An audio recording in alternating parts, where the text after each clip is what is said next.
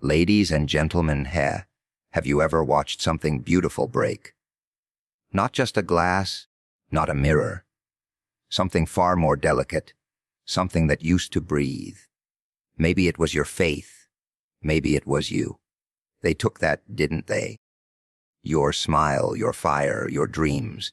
They shattered it all like it was nothing more than a cheap toy. But here's the funny part. The pieces cut sharper now. You bleed differently when you've been broken. You start to see the world for what it really is. Not black, not white, just cracks running through everyone. And the ones who did this to you. They think they won. They think the destruction made you smaller. But they don't know.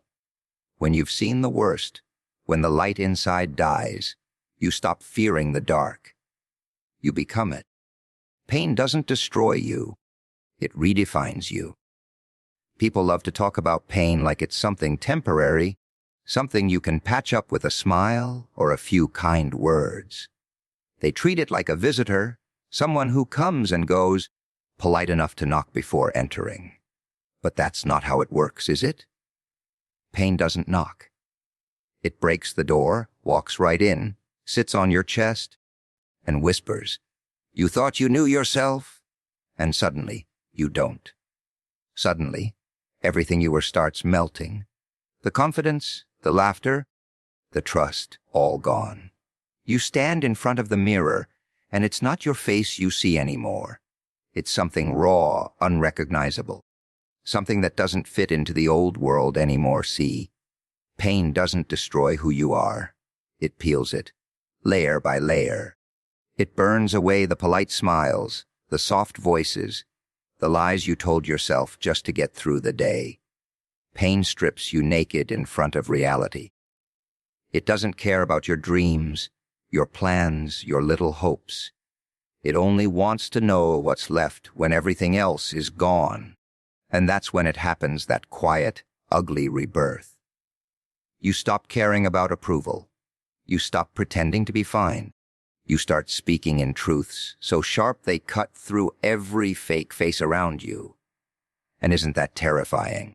To realize the version of you before the pain was fake.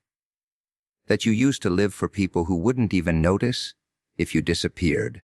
Pain makes you see that. It laughs at your illusions. It forces you to pick up your pieces, not to fix yourself, but to reshape yourself. Every scar becomes a lesson. Every tear becomes a weapon. You learn how to walk again, but this time your steps are heavier.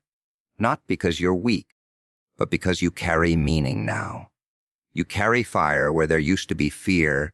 People will tell you to move on, to forgive, to forget. But pain doesn't forget. It engraves. It carves memories into your bones. You start remembering every look, every word, every betrayal, not to drown in it, but to remind yourself what you're capable of surviving. Because pain isn't just suffering. It's transformation. It's the classroom where you learn who you really are when the world stops clapping. You find strength you never asked for. You find madness that suddenly feels like clarity. You look back and realize the people who broke you were never strong. They were scared of what you could become if you ever stopped needing them. And that's the secret, isn't it? The moment pain redefines you, you stop being controlled. You stop begging for love, for validation, for peace. You understand that none of it is owed to you. And that's where your freedom starts. Pain doesn't give you peace, it gives you power. It doesn't teach you how to smile again.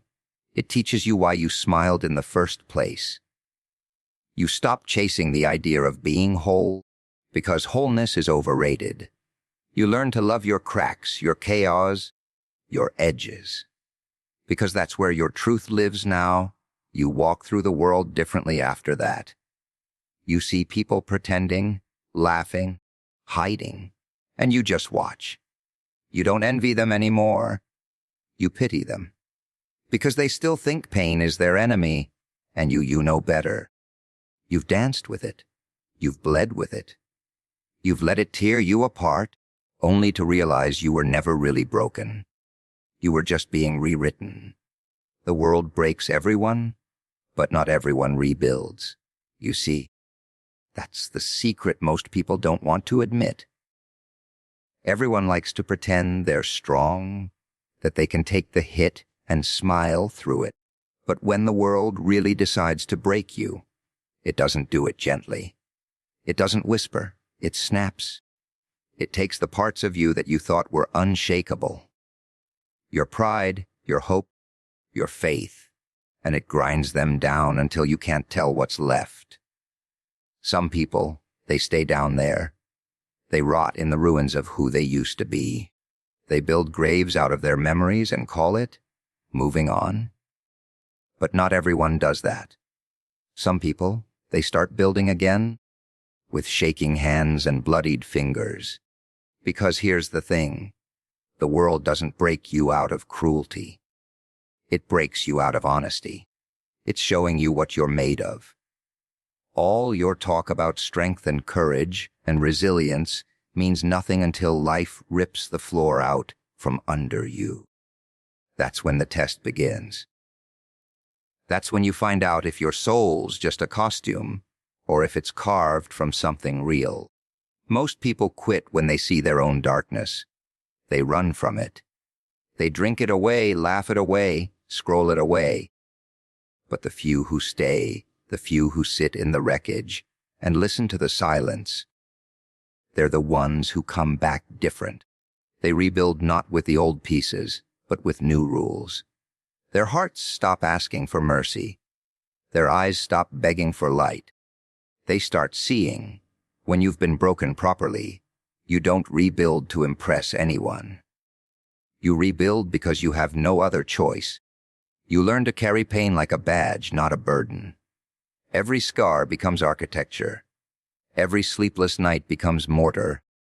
You start crafting a version of yourself that doesn't need applause, doesn't crave softness. You don't want comfort anymore. You want truth. You want the kind of strength that doesn't scream, it just exists. Because when the world broke you, it took your illusions, and in return, it handed you vision. That's the trade. That's the deal no one tells you about. And maybe, just maybe, that's what makes the rebuilt ones so dangerous. They don't scare easily anymore. They've already lost everything that could be taken. You can't threaten someone who's been to the bottom and found peace there. They don't talk about pain the same way others do. They wear it. It becomes part of their voice, their presence, their silence. You can see it in their eyes, that cold understanding that nothing is promised, nothing is safe, and that's exactly why they keep moving. They've stopped expecting fairness. They've stopped expecting closure. They just keep walking, step by step, because that's what rebuilding really is. Not some grand comeback, not some movie moment of victory. It's the quiet decision to stand up again. The world breaks everyone, yes, but it doesn't rebuild you. That part's on you. And most people won't understand the version of you that rises after that. You'll talk less. You'll trust slower. You'll laugh differently. Not because you've turned cold, but because you've seen how fragile everything really is. You'll realize that the world isn't kind, but it's real. And once you've accepted that, once you've stopped wishing it were softer, that's when the pieces start to fit again. But they don't fit the way they used to. They're jagged, they're sharp, and that's fine. Because those edges are what protect you now. And maybe that's what it means to rebuild. Not to become who you were before, but to become someone the breaking couldn't kill. Someone who walks through fire and doesn't flinch. Someone who stops looking for light and starts carrying it in their own two hands. Someone who doesn't wait for the world to fix them, because they finally understand the truth. The world doesn't fix, it fractures, And only those who've shattered enough times learn how to build something unbreakable from the ashes. Anger is not weakness. It's raw truth unchained. People love to dress it up as something shameful, something to hide, to control, to manage. They say, breathe through it, let it go, be calm. But calm is just another word for submission when you've been pushed too far. Anger is the scream the soul makes when it's been silent for too long. It's the voice that comes when all the polite ones are dead. They call it rage because they're afraid of it. Not yours, but their own. They see someone burning, and they remember they used to have fire once too, before the world poured water on them and called it maturity. Anger doesn't make you dangerous.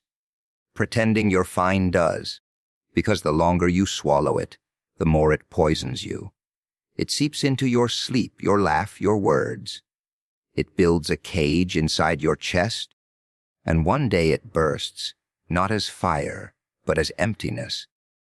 That's what they don't tell you. Anger doesn't destroy you when you release it.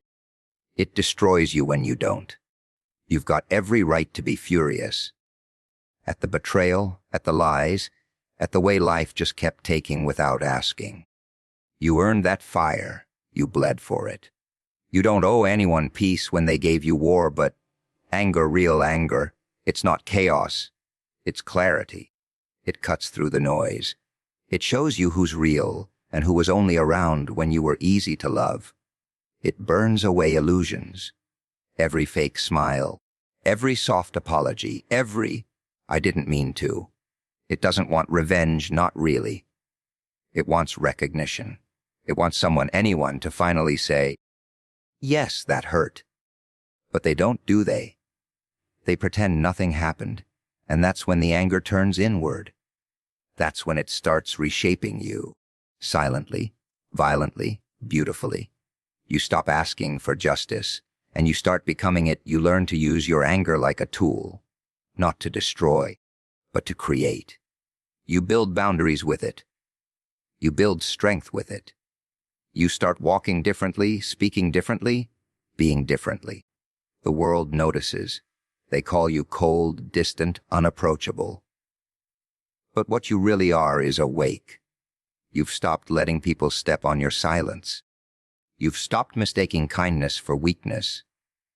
You've realized that forgiveness without accountability is just self-destruction wearing a halo. So you choose anger, not the kind that screams, but the kind that stares back. And here's the thing. Anger is the only emotion that refuses to lie. Sadness can pretend to be okay. Fear can disguise itself as politeness. Even happiness can be faked for a crowd. But anger, it doesn't perform.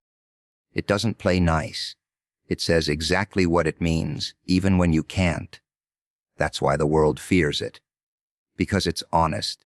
And in a place built on pretending, honesty is chaos.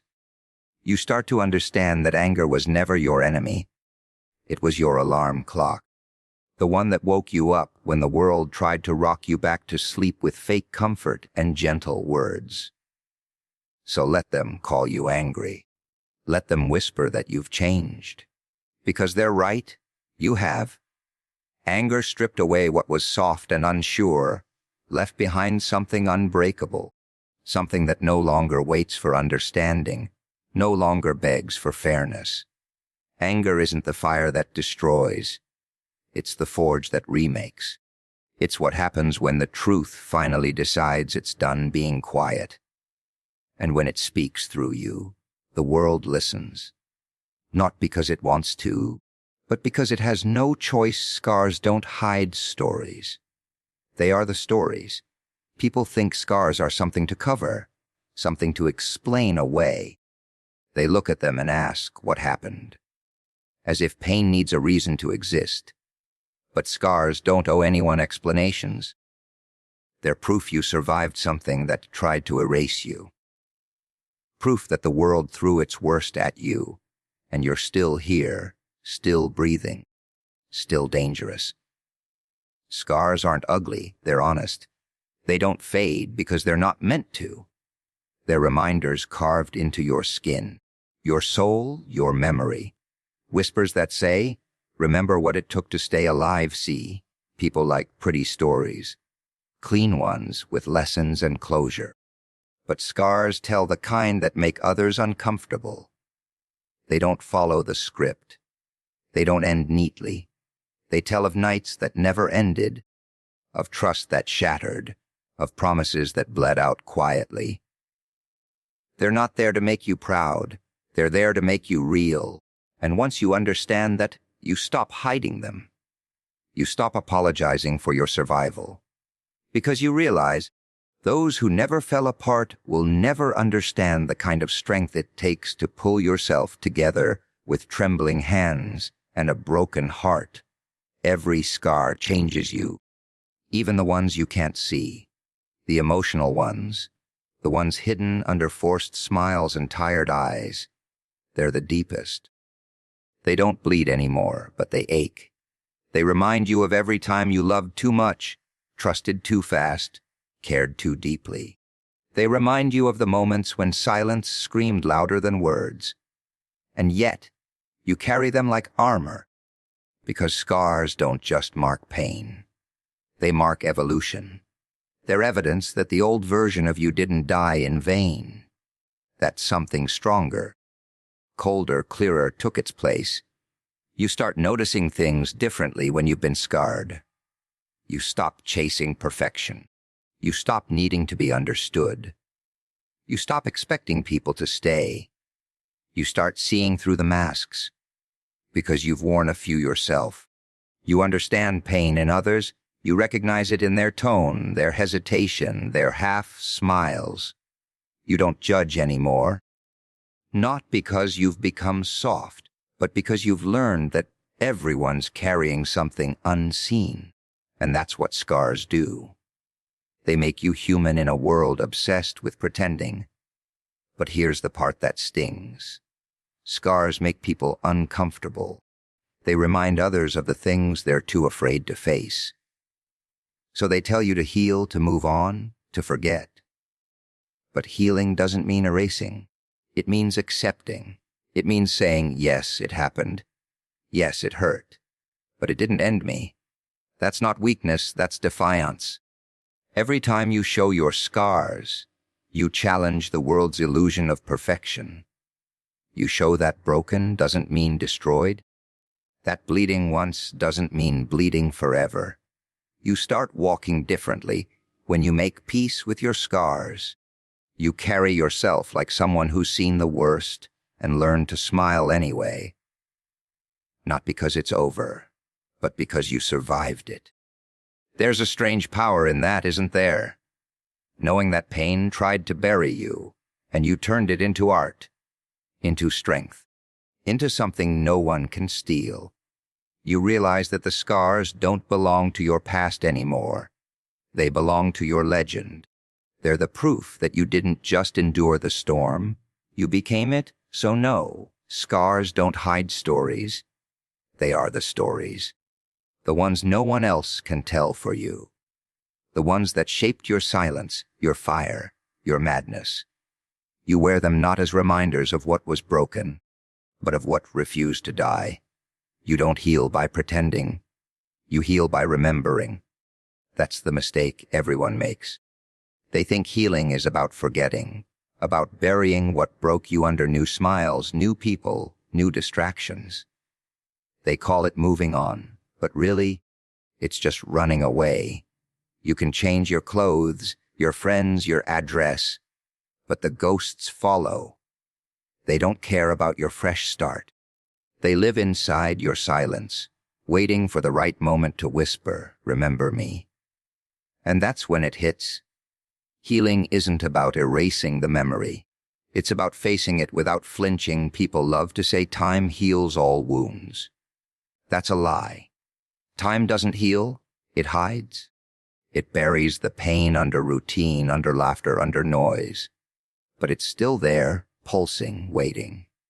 And the moment you stop pretending, the moment you sit still long enough to listen, it comes back. And it hurts all over again.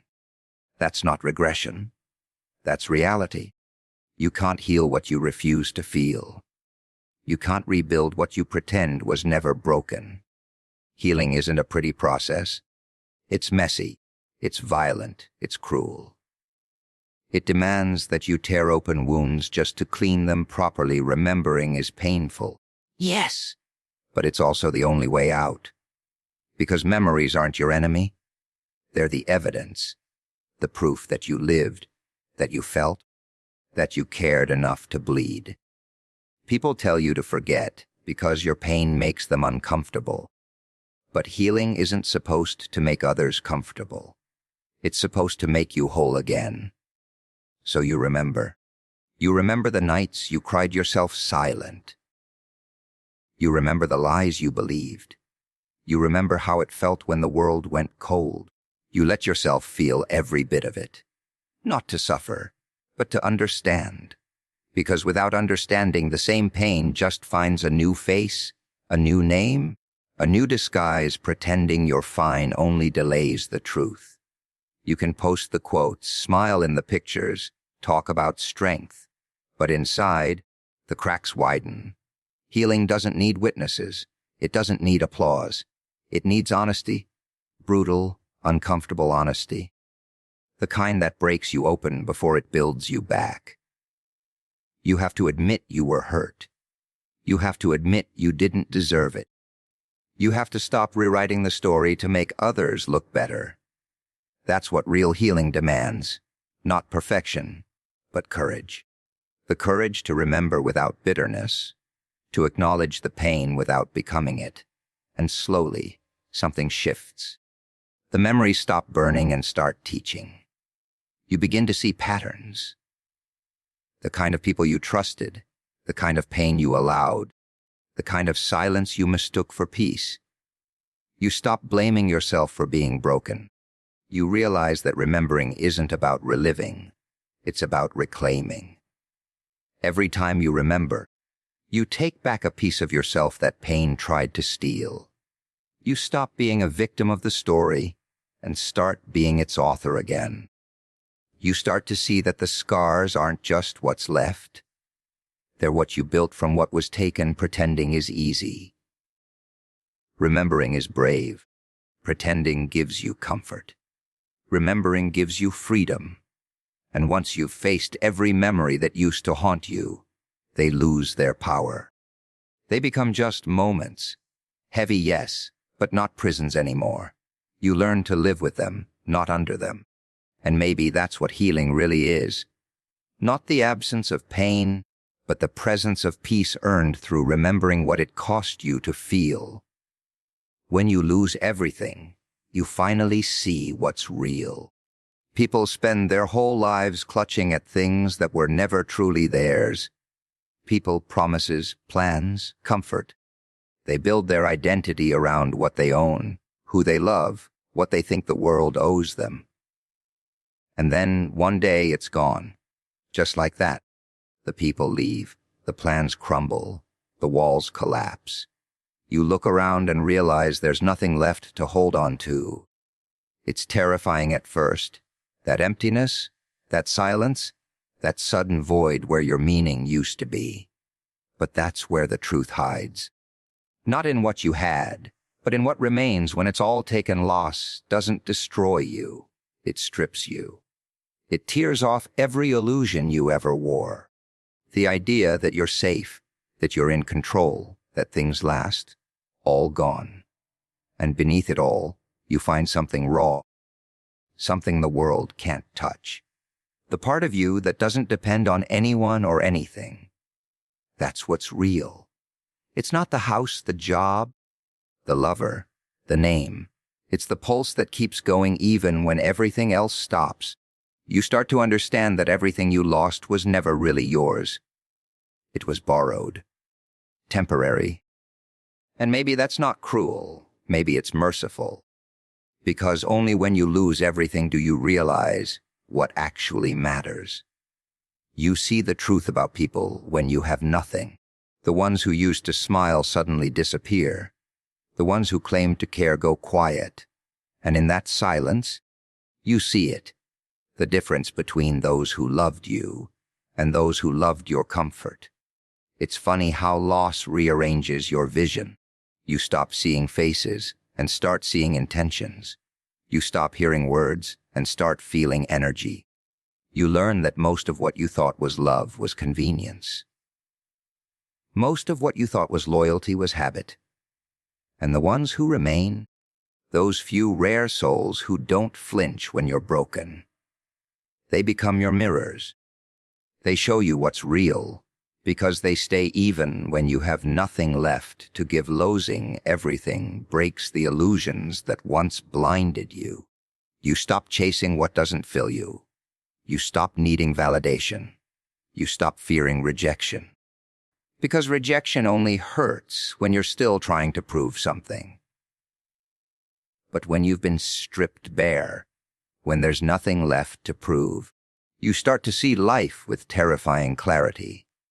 You stop asking why me and start asking what now. You stop trying to go back to who you were because you realize that version of you only existed because you hadn't lost enough yet. The pain turns into focus. The emptiness turns into vision. You see the world for what it is, not fair, not kind, not predictable, but real. And somehow that's enough. You begin to rebuild differently. You stop collecting things and start collecting moments. You stop craving people who make you feel full and start seeking those who make you feel alive. You learn that love isn't possession, it's presence. That peace isn't comfort, it's acceptance. That happiness isn't a place, it's a decision.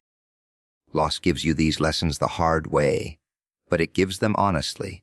It's the great teacher, brutal, merciless, but never wrong. It doesn't take from you to punish you. It takes to reveal. It removes the noise until all that's left is the sound of your own heart reminding you that you're still here. And that's the irony, isn't it? You lose everything, and that's when you finally find yourself. You realize that life was never about holding on. It was about learning how to let go without losing who you are. Because when everything burns down, when the world forgets your name, when every false comfort turns to ash, what remains is the most dangerous thing of all: truth. The kind that can't be broken, bought, or buried. The kind that finally sets you free